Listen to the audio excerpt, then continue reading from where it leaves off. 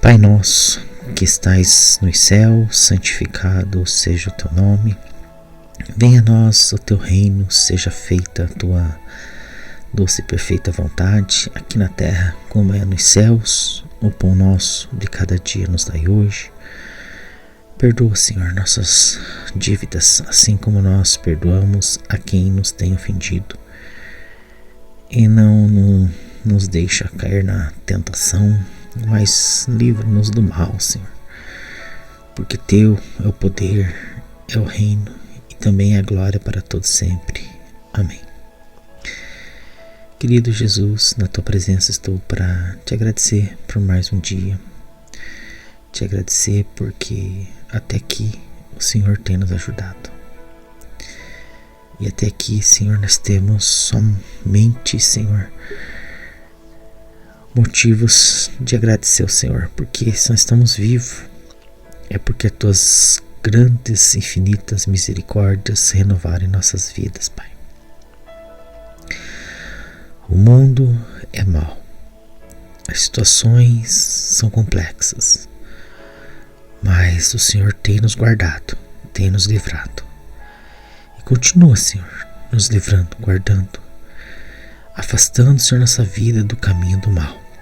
Nos dê, Senhor Jesus Cristo, força, entendimento, discernimento do que é certo e do que é errado, para que a gente possa escolher, Senhor, te agradar, te obedecer, que é a vida, que é o caminho certo, meu Deus. E a tua palavra nos revela muito sobre isso. E hoje nós vamos estudar, Senhor, aqui um pouco do livro de Juízes, um pouco do livro de Josué, Mateus, trazendo uma reflexão, consequências de desobediência e também, Senhor Jesus Cristo, os planos do Senhor nunca vão falhar. Senhor, que nossas vidas sejam um altar de adoração e de propósito. Nos guia, Senhor. Estamos aqui à sua disposição, meu Pai. Guarda nossos caminhos e nossa mente e nossos corações. Em nome de Jesus. Uma reflexão sobre como Deus usa os desclassificados para mudar uma história. Você já teve a impressão de que as suas escolhas erradas ou as crises ao seu redor estragam definitivamente o plano de Deus para a sua vida? Pois é, hoje eu quero te convidar a fazer uma viagem no tempo para entender como a soberania de Deus opera acima dos nossos erros e como Ele, nosso Senhor, escolhe pessoas que o mundo rotula como desclassificadas para carregar as suas maiores promessas. Vou começar aqui falando sobre a história que começa num período lá de Juízes. Pouco tempo após a grande vitória na invasão de Jericó, o povo de Israel entrou em um ciclo perigoso. Eles esqueceram a Deus e se curvaram diante de ídolos. Abandonaram a aliança que eles tinham com o Eterno.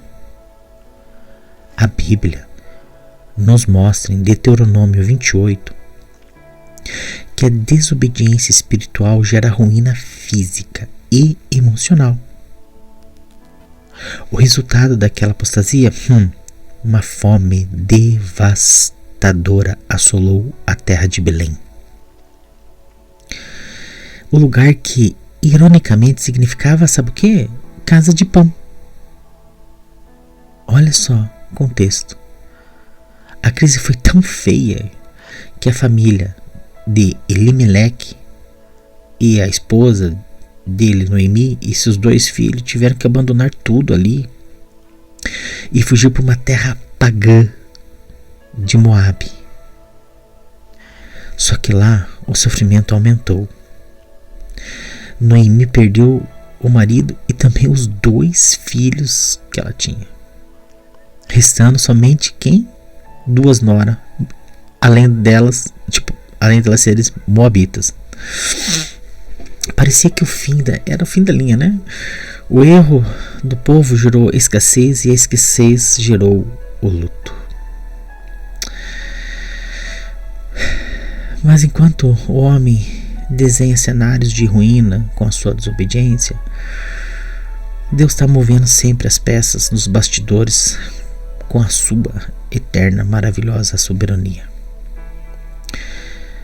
Vamos voltar um pouco na linha do tempo aqui. Anos antes da queda de Jericó, Deus havia salvado uma mulher chamada Raabe, aonde para a história, para a sociedade da época, ela tinha 3 defeitos e muito grave. Primeira, ela era estrangeira. Segunda, cananeia. Terceira, prostituta. Completamente desclassificadas pelos padrões humanos. Mas Raabe temeu ao Deus vivo. Ela temeu. Ela foi escolhida em Israel. Ela colheu 2 espiões. Vou contar um pouquinho dessa parte. Ela colheu 2 espiões na época que Jericó foi invadida. E esses espiões tiveram um acordo com ela para que ela não fosse morta durante a invasão que eles iam ter dele depois de alguns dias. E como acordo, ela foi acolhida no povo de Israel, certo? Então ela casou, com uma pessoa chamada Salmão e deu à luz a um homem chamado Boaz. Deus pegou o passado quebrado de Raabe e transformou em um recomeço.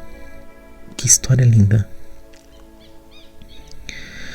E lembra da fome que levou a família de Noemi lá para o país de Moabe? Então, Deus usou justamente aquela crise para conectar a nora de Noemi, uma moabita chamada Ruth, ao Deus de Israel. Ruth decide voltar com Noemi para Belém, viúva e sem nada. Olha só que história. 2 histórias de dor, superação se cruzam no campo de colheita. De um lado, Boaz, filho de Raabe, lembra da Raabe? Que para a história ela não era nada. O fruto, fruto de uma mulher que o mundo, na verdade, rejeitou, na verdade. Mas do outro lado, Ruth, uma estrangeira viúva e pobre. Pelas regras religiosas e sociais estritas da época, aquela união dificilmente aconteceria. Mas o nosso Deus é soberano. Ele aproxima Boaz e Ruth, e eles se casam e têm um filho chamado Obed. Sabe quem foi Obed? O vô do rei Davi. E séculos mais tarde, a linha desse mesmo rei Davi, nasce o Salvador do mundo, Jesus Cristo. Aleluia.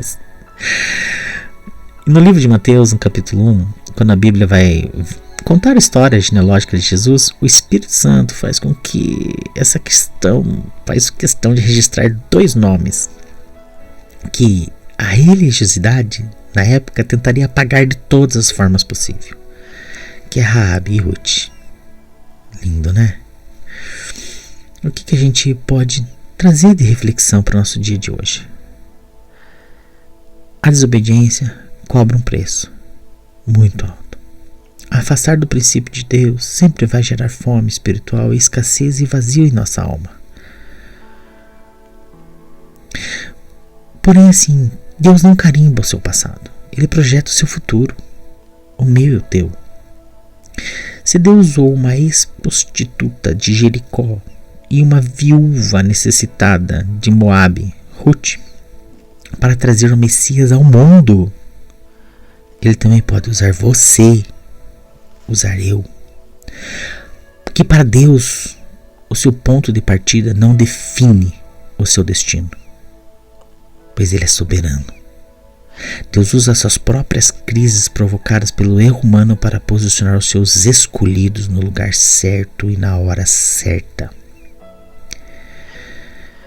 Te pergunto, você se sente desclassificado, sem esperança, ou vivendo as consequências de tempos difíceis?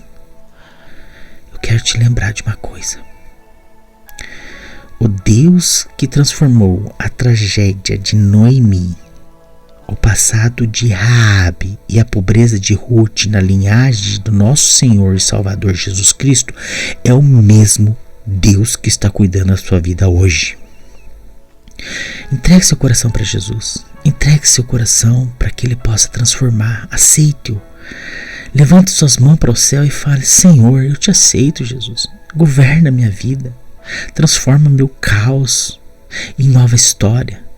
Porque Deus sabe realmente transformar histórias, transformar ruínas em propósito. Que Deus te abençoe e guarde sua vida. Que a saúde e a paz nunca se afaste do seu coração. Em nome de Jesus. Amém. Amém e amém, Jesus Cristo.